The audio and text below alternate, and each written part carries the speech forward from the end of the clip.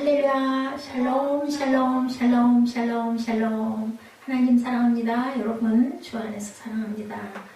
로마서 11장 1절에서 12절까지 우리 함께 같이 교독했습니다. 하나님은 자기 백성을 결코 버리지 아니하신다. 오늘 1절에 보니까 내가 말한다. 하나님이 자기 백성을 버리셨느냐? 그럴 수 없느니라. 그러죠. 오늘 지난주 말씀이죠. 10장 21절 말씀이죠. 우리 10장 부분 21절. 이스라엘에 대하여 이르되 순종하지 아니하고 거슬러 말하는 백성에게 내가 종일 내 손을 벌렸노라 하였느니라. 그렇게 거슬르고 말 안 듣는 자식을 버리지 못하고 기다리고 있는 아버지의 마음. 그리고 11장 1절에 내가 말한다. 하나님이 자기 백성을 버렸느냐? 정답. 아니죠. 기다리고 있다라고 말씀을 하고 계시는 그 부분부터 우리 함께 은혜를 나눕니다. 로마서 11장 5절에 그런즉 이와 같이 오늘 본문이죠.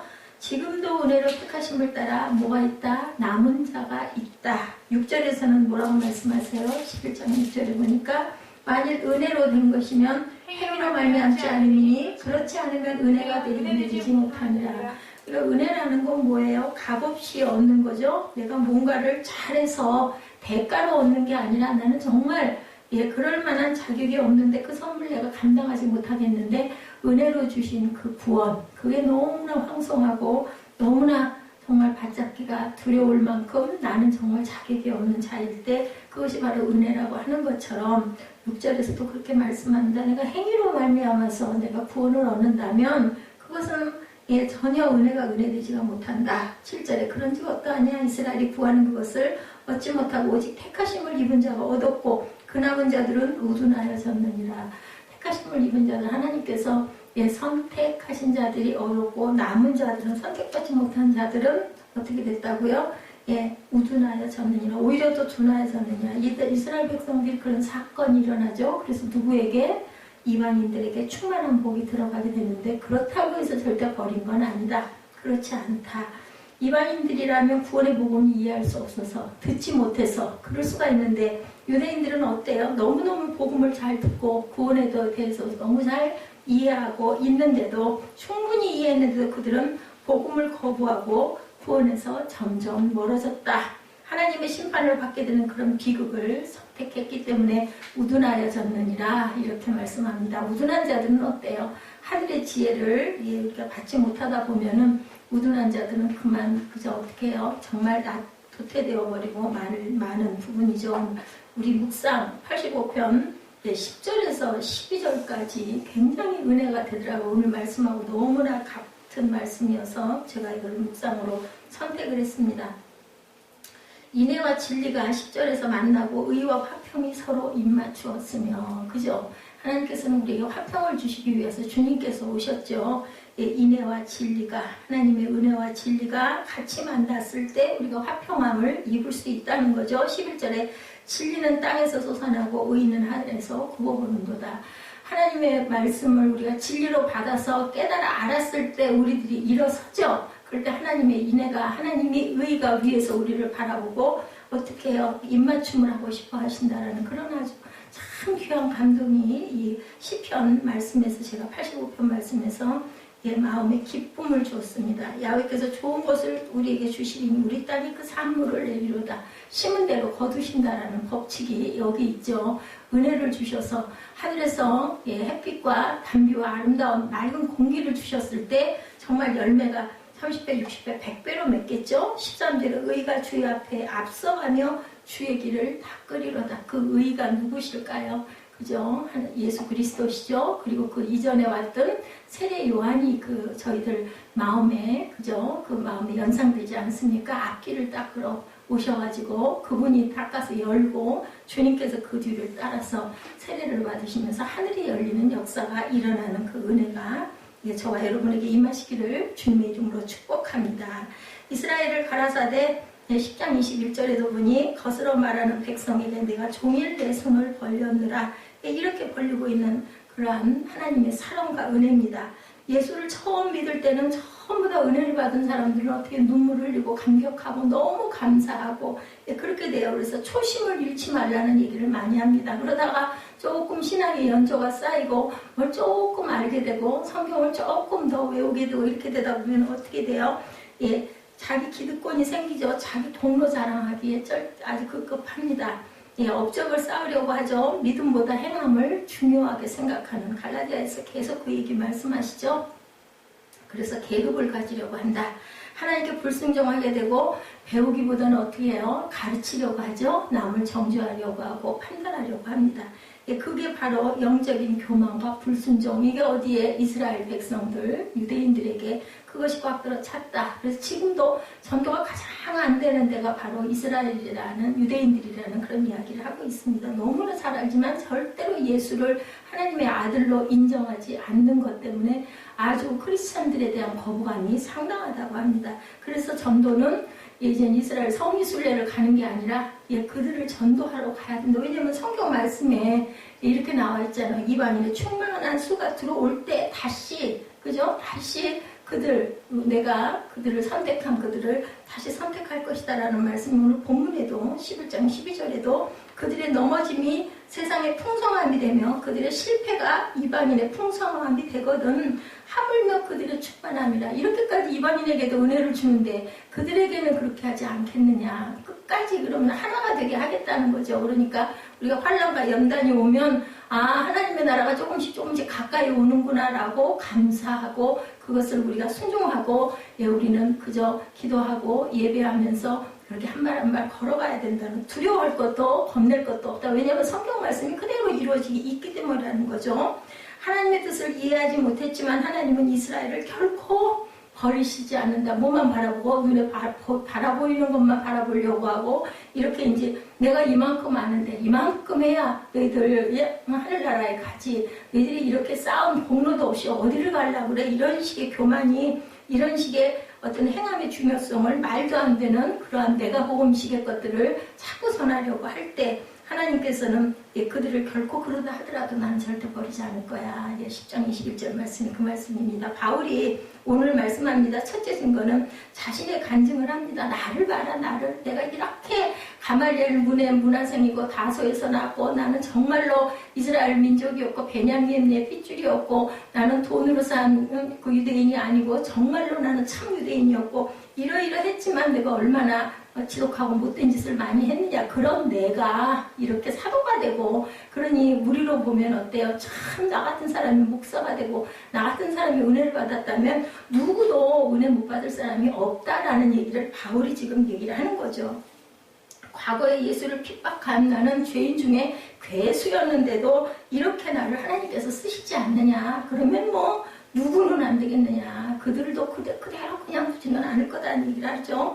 참으로 흉악한 사도 바울은 하나님께서 그런데도 불러서 닦아서 만드셔서 도구로 쓰셨다. 그럼 이스라엘에게도 그렇게 하실 것이다. 이렇게 자기 간증을 한 거예요, 본문이. 그 나라는 사람이 구원받아서 내가 이만큼 됐다면은 뭐 너희는 더 말할 것도 없지 않느냐.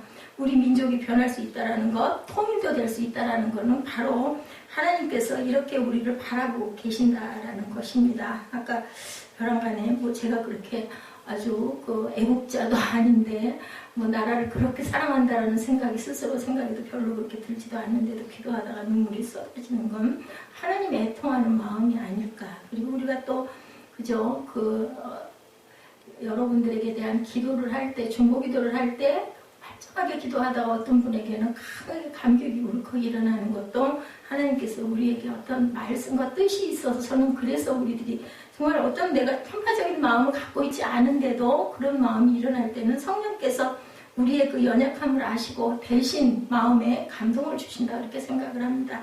로마서 11장 1절에 본문이죠. 과연 하나님께서 이스라엘을 영원히 버리시겠는가? 그랬을 때 내가 손을 벌렸다. 10장 21절에 먼저 답을 하죠. 그러니까 이제 1절에서 그렇게 얘기하고 나갑니다. 그러므로 내가 말한다. 자기 백성을 절대로 버리지 않으실 것이다. 11장 5절에도 6절에도 그렇기 때문에 남은 자 7천이 분명하게 있다라고 말씀을 하죠. 전체적인 1장 부분에 어떤 우리가 강해를 일단 본다고 보면 구원받은 자들이 분명히 생길 것이다. 26, 7절에도 그렇게 증거를 하고 있습니다. 그리하여 온 이스라엘이 구원을 받으리라. 기록된 바 구원자가 시온에서 오사 야곱에서 경건치 않은 것을 도리시키시겠고 27절에 내가 그들의 죄를 없이 할 때 그들에게 이루어질 내 언약이 이것이라 함과 같을 것이다. 그리고 25절에도 형제들아 너희가 스스로 지혜있다 하면서 이 신비를 너희가 모르기를 내가 원하지 않는다. 이 신비는 이방인의 충만한 수가 들어오기까지 이스라엘의 더러는 우둔하게 된 것이다.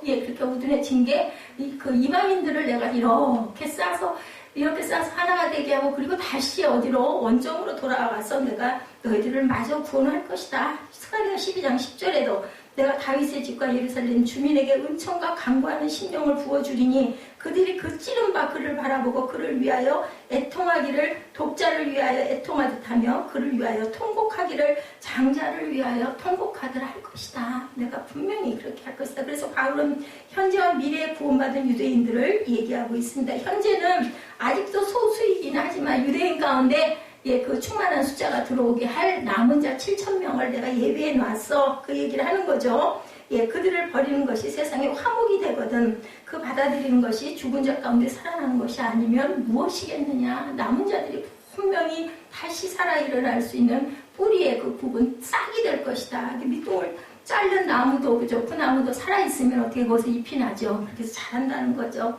하나님의 현재의 계획 안에 유대인들도 분명히 들어있다라고 이렇게 말씀을 합니다. 6절에 만일 은혜로 된 것이면 행위로 말미암지 않으니 그렇지 않으면 은혜가 은혜되지 못할 것이 자격 없는 자도 나는 이렇게 다 구원할 것이고 나는 기다리고 있다. 그래서 가르침과 훈련도 은혜로 됩니다. 우리가 배우는 것도 훈련하는 것도 우리가 예배하는 것도 또 누군가를 내가 가르치는 것도 하나님의 은혜라고 우리는 생각해야 돼. 내가 나된 거는 아무것도 없다는 거죠. 바울이 항상 얘기하듯이 나의 나된 것은 하나님의 은혜 외에는 아무것도 없다. 정말 그게 입에 바른 소리가 아니라 마음으로 정말 그런 마음이 우러나올 때 우리는 구원의 확신과 또한 하나님의 그 화평, 샬롬을 이룰 수 있는 복이 임한다. 그래도 또 넘어지고 하지만 그런 마음 오는 게 어떠냐인 거죠. 얼마나 대단한가. 그들의 넘어짐, fal이라고 하죠. FALL은 결국 그들의 충만하다. 헐리니스라고 이렇게 얘기를 합니다. 그렇게 끝날 것이다. 결국은 넘어지는 건 다시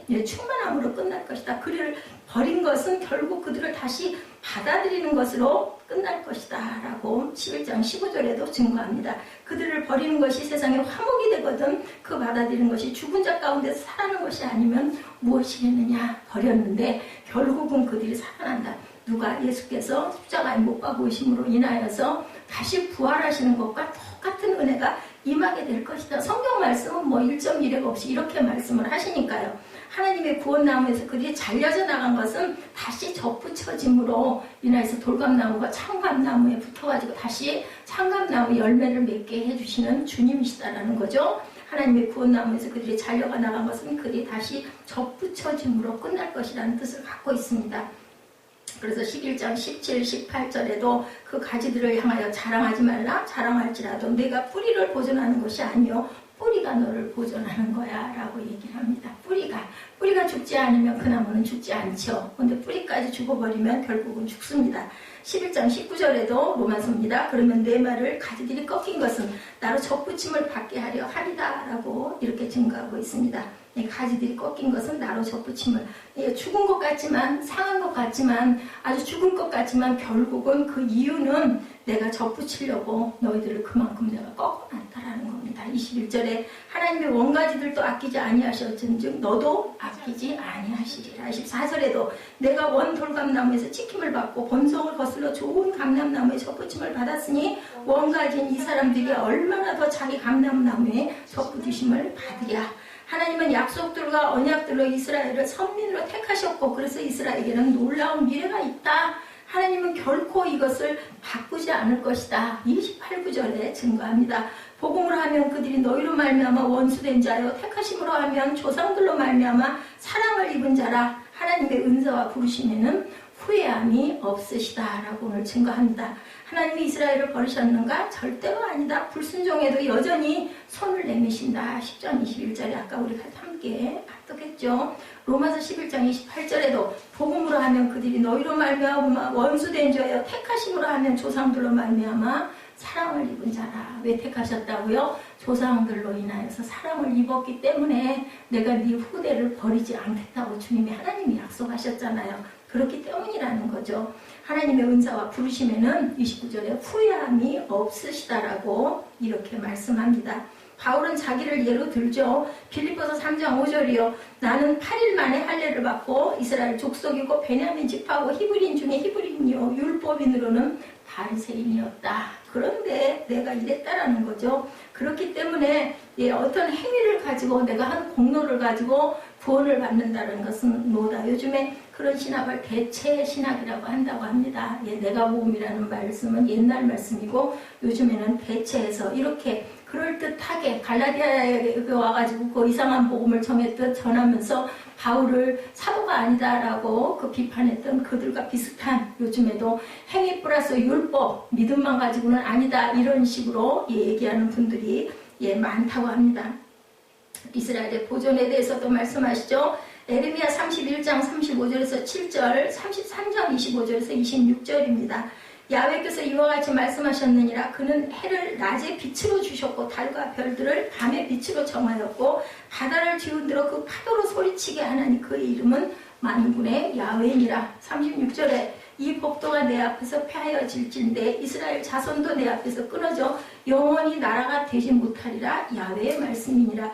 야훼께서 이와 같이 말씀하시니라. 위에 있는 하늘을 측량할 수 있으며 밑에 있는 땅의 기초를 탐지할 수 있다면 내가 이스라엘 자손이 행한 모든 일로 말미암아 그들을 다 버리리라. 야훼의 말씀. 이럴 수는 없죠. 그렇기 때문에 그들을 버릴 수 없다라는 얘기죠. 에레미야 33장 25절에서 26절입니다. 야훼께서 이와 같이 말씀하시니라. 내가 주야와 맺은 언약이 없다든지 천지의 법칙을 내가 정하지 아니했다면 야곱과 내 종 다윗의 자손을 버리고 다시는 다윗의 자손 중에서 아브라함과 이삭과 야곱의 자손을 다스릴 자를 택하지 아니하리라. 내가 그 포로된 자를 돌아오게 하고 그를 불쌍히 여기리라. 하나님께서는 이렇게 말씀합니다. 두 번째 증거는 구약 성경에 있죠. 2절에 누구를 얘기를 해요? 로뎀나무 아래에서의 그 엘리야를 얘기합니다. 그 하나님이 아신 자기 백성을 버리지 아니하셨나니 너희가 성경이 엘리야를 가리켜 말한 것을 알지 못하느냐? 저가 이스라엘을 하나님께 송사하되 하나님은 미리 아신 자기 백성을 버리지 아니하신다. 송사하되 어떻게 됐었어요? 3절에 보니까 뭐라고 얘기해요? 주여 그들이 주의 선지자를 죽였으며 주의 제단들을 헐어버렸고 나만 남았는데 내 목숨도 쳤나이다 하니 주님께서 말씀하시죠. 그에게 하신 대답이 무엇이냐? 내가 나를 위하여 바알에게 무릎을 꿇지 아니한 사람 7,000명을 남겨두었다 하셨으니 그런즉 이와 같이 지금도 은혜로 택하심을 따라 남은 자가 있느니라. 너 죽지 않을 거야 라는 얘기죠. 로뎀나무 아래에 천사가 와서 엘리야를 살리고 물 주시고 떡 주시고 일으키시죠. 그리고 힘을 내라고 네 길을 열심히 가라고 그렇게 북돋우시는 하나님이다. 절대로 너는 그럴 리가 없다. 나 혼자 남은 줄 알았는데 내가 450명을 죽여서 그 시냇가에다 버린 줄 알았는데 누가 하셨다고요? 하나님께서 그것을 이미 정하셨고 그렇게 하신 거지. 나는 그냥 엘리야는 도구로 하나님께서 사용하셨는데 우리는 때로 그것을 착각할 때가 너무 많다라는 얘기를 여기서도 예를 들어서 얘기하고 있습니다. 그렇기 때문에 하나님은 이스라엘을 절대로 결코 버리시지 않는다. 2절이죠. 11장 2절에 하나님이 그 미리 아신 자기 백성을 버리지 아니하셨나니 너희가 성경이 엘리야를 가리켜 말한 것을 알지 못하느니 그가 이스라엘을 하나님께 고발했지만 주여 그들이 주의 선지자를 죽였고 주의 잔을 허려먹고 나만 남았는데 내 목숨도 찼나이다. 이게 열왕기상 19장에도 나와 있습니다. 북왕국 이스라엘, 아합과 이사벨, 바알 숭배, 극심한 배도의 때 엘리야는 자기만 혼자 남은 줄 알았지만 남은 자 7,000을 남겨놓았다. 묵묵히 지내는 7,000명 엘리야는 알지 못했지만 하나님은 아신다고 디모데후서 2장 19절에도 증거하고 있습니다. 그러나 하나님의 견고한 터는 섰으니 인침에 있어 일러스되 주께서 자기 백성을 아신다 하며 주의 이름을 부르는 자마다 불의에서 떠날지어다 하였느니라. 5절에 바울의 시대에도 여전히 남은 자가 있다. 누구예요? 유대인 중에도. 그죠? 이와 같이 지금도 은혜로 택하심을 따라 남은 자가 있느니라. 5절에도 증거합니다. 엘리야 시대에 7,000명, 바울의 시대에 적어도 7,000명 이상, 사도행전 2장 41절에 3,000명, 4장 4절에 5,000명, 바울, 베드로, 요한, 야고보 등 대부분의 유대인들은 불신자였다. 소수만 하나님을 믿고 따르는 그러한 자였다. 그럼에도 복음은 유대인들에게 먼저 처음에 선포되죠. 로마서 1장 16절에 증거합니다. 구원은 유대인에게서 난다. 그리고 은혜의 선택에 따라 남은 자가 있다. 완전 과거, 현재, 미래도 동일하게 그럴 것이다. 그래서 이방인들을 찾아가시는 하나님의 그 사랑과 마음이 사도행전 15장 14절에 나타납니다. 하나님이 처음으로 이방인 중에서 자기 이름을 위할 백성을 취하시려고 그들을 돌보신 것을 시므온이 말하였으니 라고 얘기합니다. 그리고 나서 교회를 세우시는 역사가 또한 나타나죠. 마태복음 16장 18절에 내가 네게 이르노니 너는 베드로라. 이 반석 위에 내 교회를 세우리니 음부의 권세가 이기지 못할 것이다. 사람들을 그리스도의 몸 안으로 침례를 시키는 사건이 고린도전서 12장 13절에 우리가 유대인이나 헬라인이나 종이나 자유인이나 한 성령으로 세례를 받아 한 몸이 되었고 한 성령으로 마시게 하셨느니라. 마시게 하셨다고 그래요. 그것을 무슨 의미로? 성찬의 의미로 드러내서 나타냅니다. 그래서 교회의 사람들을 더하시는 사건이죠. 사도행전 2장 47, 8절이죠. 하나님을 찬미하며 온 백성에게 칭송을 받은 주께서 구원받는 사람을 날마다 더하게 하시는 이 사건, 이것도 누가? 하나님께서 성령을 통해서 이루신 일이다. 그래서 오늘 본문 25절에도 형제들아 너희가 스스로 지혜 있다 하면서 이 신비를 너희가 왜 모르기를 나는 원하지 않는다. 이 신비는 이방인의 충만한 수가 들어오기까지 이스라엘의 더러는 우둔하게 된 것이다. 그 이후에 7년 환란기가 온다라고. 그때가 차고 나면 교회는 휴거가 되고 환란기가 찾아온다고 계시록에 나타나 있습니다. 바울은 엘리야를 이런 식으로 예를 들었죠. 아합 왕 때 일어났던 그 일, 그죠? 450명 바알 선지자는 깊은 계곡에서 결국은 몰산을 당하는 그 일, 이스라엘에 3년 반 동안 비가 오지 않죠? 엘리야가 기도를 하자 비가 오기 시작하는 것. 엘리야는 그런 능력의 사자였는데 하나님의 사람이었고 그 일은 누가 행하셨다? 하나님께서 누구를 통해서? 엘리야를 통해서, 저와 여러분을 통해서 하나님의 나라가 이루어지기를 오늘도 기다리고 계세요. 은혜 받은 자들 7,000명을 하나님께서 이렇게 남겨놓으셨다. 그러나 이런 연유로 이세벨에게도 미움을 받죠. 하나님을 섬기는 다른 사람들은 모두 죽습니다. 제단도 허물어지고 자기밖에 나밖에 엘리야 나밖에 살아있지 않는다. 그런데도 하나님께서는 그 목숨을 절대로 죽도록 두시지 않는다라는 것을 우리가 절대로 믿어야 된다는 거죠. 뭐라고 그러세요? 엘리야야 엘리야야 두려워 말라. 너는 혼자가 아니다. 내가 알고 있는 사람은 다 죽었지만 내가 숨겨놓은 사람이 7,000명이 있단다 라고 대답해 주시는 거죠. 이 소식을 듣고 엘리야는 기절을 했을 수도 있다는 거예요. 정말 기도하는 사람이라면 하나님의 뜻을 우리는 정말 알아야 된다. 그래서 그 말씀 있죠. 사방으로 우겨쌈을 당하고 답답한 일을 당해도 죽을 것 같은 그림자가 내 곁에 어슬렁거린다 하더라도 그것은 혼자가 아니다. 분명히 하나님께서 나를 살리고 힘은 대로 거둬주실 것을 우리가 믿으면 두려울 일이 없다. 나를 위해서 7,000명의 사람들을 숨겨놓았는데 그들이 나라서 너를 도울 것이다. 하나님께서 말씀하시면 겁날 것이 없죠. 결국은 믿음의 싸움이고 이것이 바로 기독교의 역사다. 망하는 것 같으나 망하지 않고 넘어지는 것 같으나 넘어지지 않고 없어지는 것 같으나 없어지지 않고 꿋꿋이 오늘날까지 교회가 이어져 왔다. 누가 뭐라고 하든 어떤 환난과 핍박이 왔든 개인적으로는 망한 거고 죽은 거고 그죠? 그 생명도 제대로 살지 못하고 가족도 돌보지 못하고 죽었지만 그 희생들이 오늘날의 이 교회, 이 많은 교회에 하나님의 십자가들이 이루어진 거라는 겁니다. 그래서 마귀는 우는 사자처럼 집어 삼키려고 우리를 지금도 오늘도 그저 순간순간 우리를 물어뜯고 죽이려고 하지만 절대로 하나님께서는 사람을 절대로 그냥 두시지 않는다. 그리고 전부를 절대로 그들은 죽일 수 없다. 남은 자는 분명히 남아있다. 하나님 우리가 알지 못하는 소망과 승리의 카드를 가지고 계신다는 것을 꼭 알아야 된다. 내가 모르는 건 뭐예요? 하나님께 그만큼 거리를 두고 있기 때문에 하나님의 마음을 다 읽지 못해서라는 것을 우리가 생각해야 된다. 내가 전혀 알지 못하는 승리의 카드를 하나님께서는 결정적인 순간에 갖고 계시다가 드러내는 게 그거 바로 은혜와 복이다라고 말씀을 합니다. 이와 같이 이제도 은혜로 택하심을 따라 남은 자, 이게 은혜로 택하심을 받은 거지 우리가 자격이 있어서도 아니면 우리의 행위로도 절대로 그건 아니다. 절대로 행위로였다면 은혜가 될 수 없다고 오늘 본문에도 얘기하죠. 우리 민족에게도 이런 복이 분명히 있을 것이고 남북은 분명히 통일이 될 줄로 믿습니다. 그래서 우리가 무릎을 꿇지 않으면 의인 7천 명을 우리는 그 속에 들지도 못할 것이며 만나지도 못할 것이며 유대인이 죽음을 무릅쓰고 매를 맞으면서 이방인에게 복음을 전하죠. 네, 이방인들은 유대인들로부터 복음을 받았어요. 근데 거꾸로 그 유대인들은 하나님을 떠나는 역사가 안타깝게도 일어난다라는 거죠.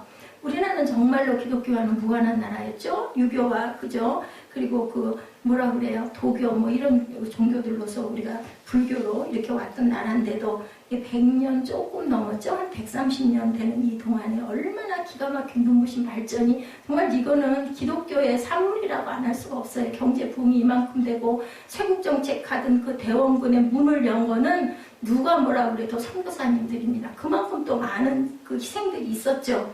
예수를 오래 믿어봐도 진짜 3, 4대예요. 우리 그 세대들이 보면 130, 40년 동안 뭐 세대가 내려와 봐야 얼마나 내려왔겠습니까? 그런데도 정말 이스라엘은 예수를 믿지 않고 그곳에 가면 전부 관광지일 뿐이고 교회도 없고 그리고 그 주님의 나라도 느껴지지가 않는데, 거꾸로 우리나라가 이렇게 복음의 국가, 복음의 수출국가 그리고 선교의 국가가 된 것은 정말 하나님께서 우리를 귀하게 영적으로 들어 쓰시는 그러한 결과라는 거죠. 자, 유대인과 크리스천과의 그 갈등이 우리가 생각하는 것보다 현지에서는 더 기가 막히게 심하다는 것을 제가 전합니다.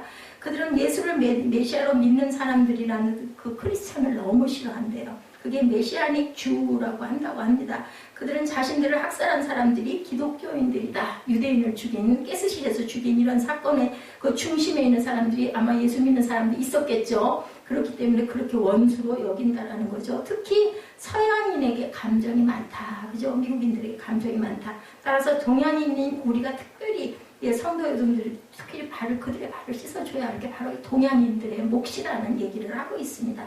그래서 예루살렘의 예수의 깃발을 꼭 뽑아야 된다는 거예요. 하나님께서 말씀에 이렇게 오늘 본문에도 이렇게 축복을 하시기 때문에 우리는 처음도 은혜고 나중도 은혜고 어디나 은혜 아니면 우리는 살 수가 없다. 하나님께서는 그런 의미로 우리를 쓰시기를 원한다. 로마서 4장 4절입니다.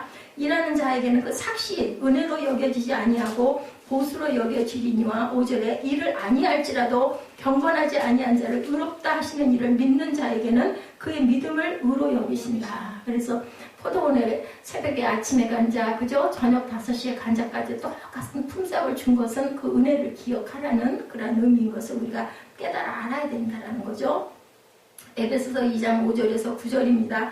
허물로 죽은 우리를 그리스도와 함께 살리셨고 또 함께 일으키사 그리스도 예수 안에서 함께 하늘에 앉히시니 그는 그리스도 예수 안에서 우리에게 자비하심으로 그 은혜의 지극히 풍성함을 오는 여러 세대에 나타내게 하심이라. 9절이죠. 행위에서 난 것이 아니니 이는 누구든지 자랑하지 못하게 합니다. 은혜는 우리가 행위로 만약에 그 은혜를 받았다면 그럼 우리가 자랑을 할 일이죠. 그죠?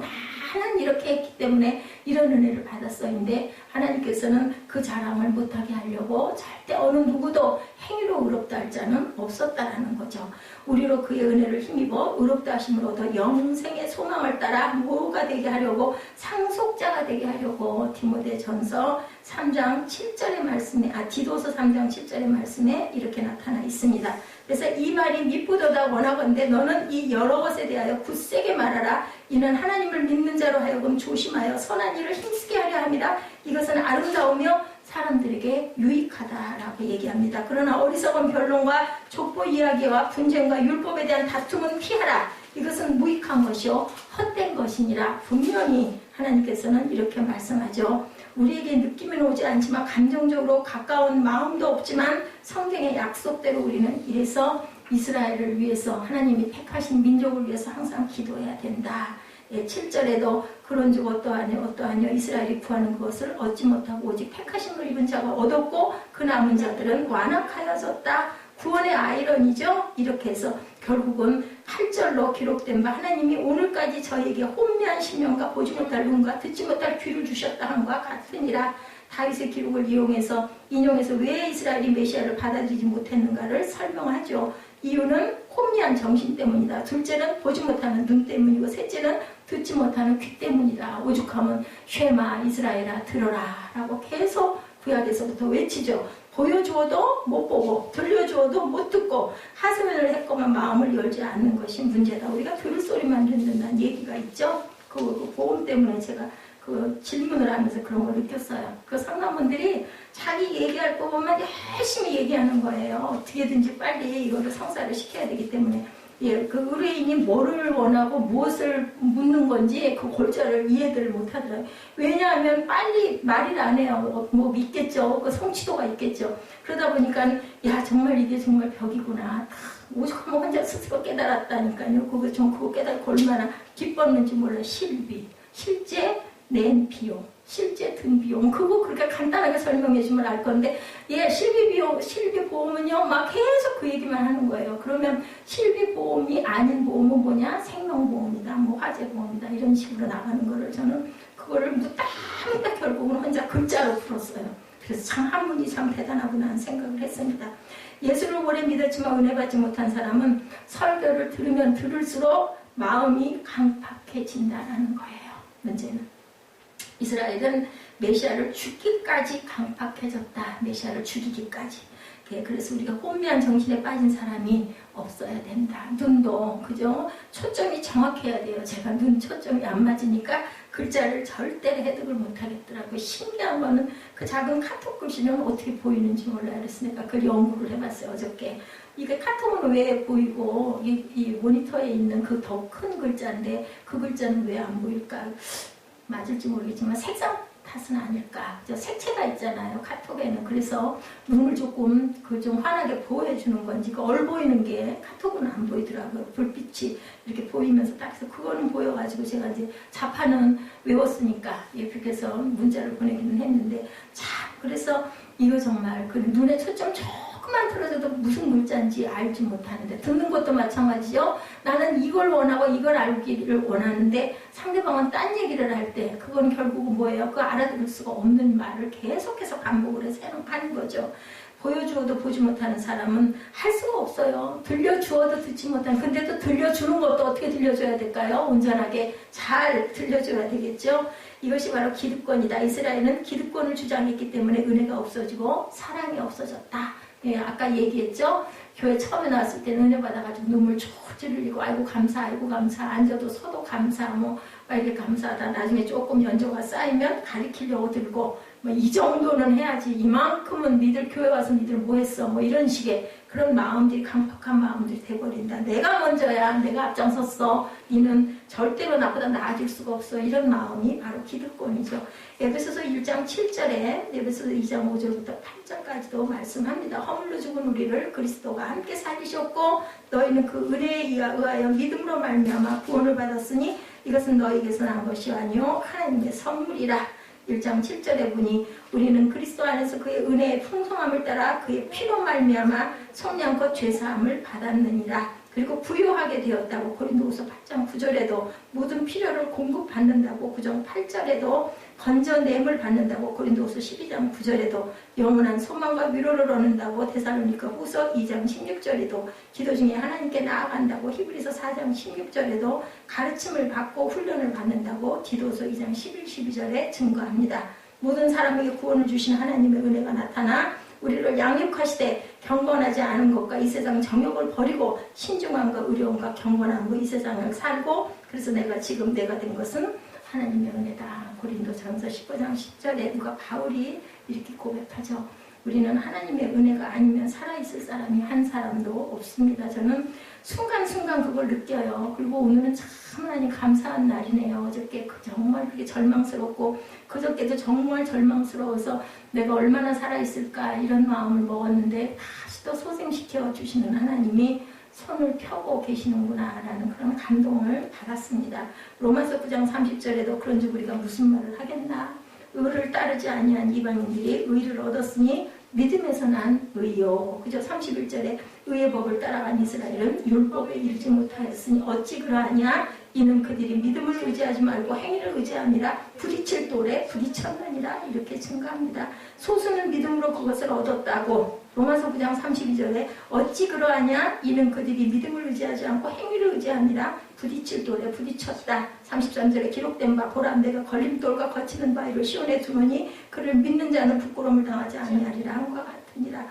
눈이 멀었다는 말은 구원받지 못했다는 말이에요. 은혜 받지 못했다는 말이에요. 교회 나오는 사람들 중에도 눈이 먼 자들이 너무 많아서 너무 안타깝다고. 그래서 형제들아 너희가 스스로 지혜 있다 하면서 신비를 너희가 모르기를 내가 원하지 않는다. 이 신비는 이방인의 충만한 수가 들어오기까지 이스라엘의 덜어는 우둔하게 된 것이다. 그것을 믿고 가야 된다. 하나님께서는 우리에게 이사야 29장 10절에도 말씀합니다. 대저 야훼께서 깊이 잠들게 하는 영을 너희에게 부어주사 너희의 눈을 감비셨으니 그가 선지자들과 너희의 지도자인 선견자들을 덮으셨습니다. 이사야 6장 9절에도 야훼께서 이르시되 가서 이 백성에게 이르기를 너희가 듣기는 들어도 깨닫지 못할 것이요 보기는 보아도 알지 못하리라 하여 시편 69편 22, 3절에도 그들의 밥상이 올무가 되게 하시며 그들의 평안의 덫이 되게 하소서 그들의 눈이 어두워 보지 못하게 하시며 그들의 허리가 항상 떨리게 하소서. 오늘 본문 11절에도 그러므로 내가 말한다 그들이 넘어지기까지 실족하였느냐 그럴 수 없느니라. 그들이 넘어짐으로 구원이 이방인에게 이르러 이스라엘로 시기나게 합니다. 그들의 넘어짐이 세상의 풍성함이 되며 그들의 실패가 이방인의 풍성함이 되거든 하물며 그들의 충만함이려. 이들에게는 여전히 소망이 있다. 더 좋은 날이 있을 것이다. 요한복음 1장 12절이죠. 영접하는 자, 그 이름을 믿는 자들에게는 하나님의 자녀가 되는 권세를 주셨으니 마태복음 23장 39절에도 내가 너에게 이르노니 이제부터 너희는 찬송하리로다 주의 이름으로 오시는 이여 할 때까지 나를 보지 못하리라 하시니라. 그러니까 그때가 되면 나를 볼 것이다라는 얘기죠. 우리는 찬송해야 된다는 겁니다. 지금은 눈이 멀었지만 절대로 끝까지 그럴 일은 없다. 나중에는 네가 보게 된다는 거죠. 스가랴 12장 10절이죠. 내가 다윗의 집과 예루살렘 주민에게 은총과 강구하는 심령을 부어주리니 그들이 찌른바 그를 바라보고 그를 위하여 애통하기를 독자를 위하여 애통하듯 하며 그를 위하여 통곡하기를 장자를 위하여 통곡하듯 하리라. 이스라엘의 넘어짐이 그들에게는 현재는 저주지만 이방인에게는 복이 된다. 끝절이죠. 지금 교회는 대부분이 이방인입니다. 그죠? 우리도 이방인이에요. 사실은 요한복음 1장 11, 12절에 자기 땅에 오매 자기 백성이 영접하지 아니하였으나 영접하는 자 곧 그 이름을 믿는 자들에게는 하나님의 자녀가 되는 권세를 주셨다. 이스라엘의 넘어짐에도 분명히 목적이 있다. 이방인들을 구원하려는 하나님의 목적이라고 말씀하죠. 사도행전 10장 34절이죠. 베드로가 입을 열어 말하되 내가 참으로 하나님은 사람의 외모를 보지 아니하시고 각나라 중 하나님을 경외하며 의를 행하는 사람은 다 받으시는 줄 깨달았도다. 만유의 주 되신 예수 그리스도로 말미암아 화평의 복음을 전하사 이스라엘 자손들에게 보내신 말씀이 곧 요한이 세례를 반포한 후에 갈릴리에서 시작하여 온 유대에 두루 전파된 그것을 너희도 알려니와. 사도행전 11장 8절에도 들으니 소리 있어 내게 이르되 베드로야 일어나 잡아먹으라 하거늘. 고넬료 사건이죠. 그래서 바구니에 내려온 그 음식물들 나는 절대 그 부정한 것들 먹지 않습니다. 그랬더니 주 하나님께서 뭐라고 말씀하세요? 하나님이 깨끗하게 하신 것을 내가 속되게 하지 말라 말씀하더라. 그래서 깨달았다고 그러죠. 이방인에게도 하나님께서 복을 주시는 복이라는 건 뭐예요? 구약에서는 사실은 물질의 복이었어요. 복되게 하는 복이었어요. 신명기가 말하는 떡반주리의 그 축복이었어요. 떡광주리의. 근데 지금은 영적인 축복. 우리 영안을 열게 해주시는 하나님의 축복 그리고 영생의 복을 주신다라고 우리 그 신약에서 말씀하고 있습니다. 우리는 항상 찬송하고 창공을 향하여 독수리처럼 날아가는 하나님을 바라보며 먹고 힘내서 뛰고 그저 걷고 찬송하고 우리가 열심히 힘내서 하나님께 기도할 줄 아는 하나님의 영적인 자녀들 제자들이 되실 줄을 주님의 이름으로 축복합니다. 기도하시겠습니다.